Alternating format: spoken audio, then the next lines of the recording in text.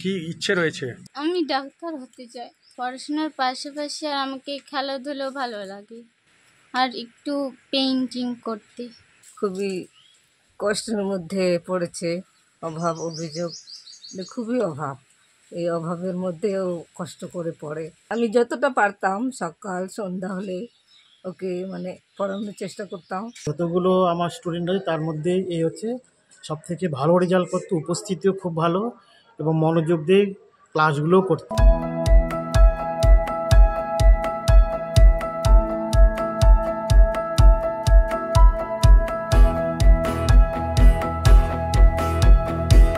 কি ইচ্ছে রয়েছে তোমার আগামী দিনে? আমার ইচ্ছে তো অনেক বড়, জানি পূরণ হবে কিনা। আমি ডাক্তার হতে চাই। বিদ্যালয়ের শিক্ষক শিক্ষিকা কতটা সহযোগিতা করতে তোমাকে?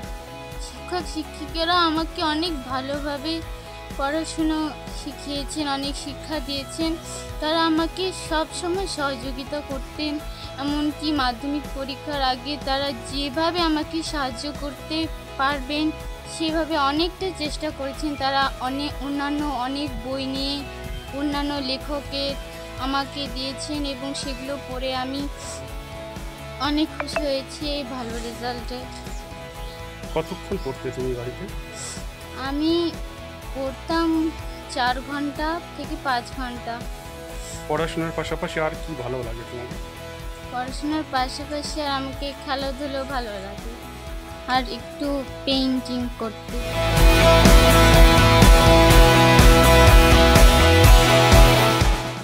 সকাল সন্ধ্যা হলে ওকে পড়ানোর চেষ্টা করতাম,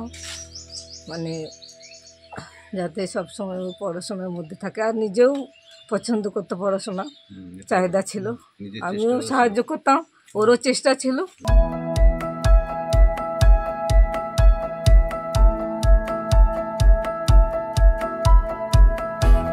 আমি যখন থেকে জয়েন করেছি তারপর থেকে আদিবাসী একটা মেয়ে এরকম রেজাল্ট করেনি। তো মনে হয় সে ভালো করে যদি পড়াশোনা করতে পারে তাহলে আদিবাসী সম্প্রদায়ের মধ্যে একটা উল্লেখযোগ্য জায়গাতে পৌঁছাতে পারবে। উচ্চশিক্ষার জন্য কতটা সহযোগিতা করবেন?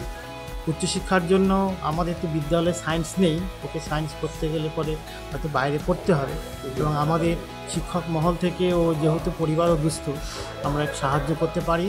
সে যদি আমাদের কাছ থেকে সাহায্যতা গ্রহণ করে এবং কোনো পরামর্শ যদি চায় তাহলে আমরা তাকে ভালো পরামর্শ দিতে পারি।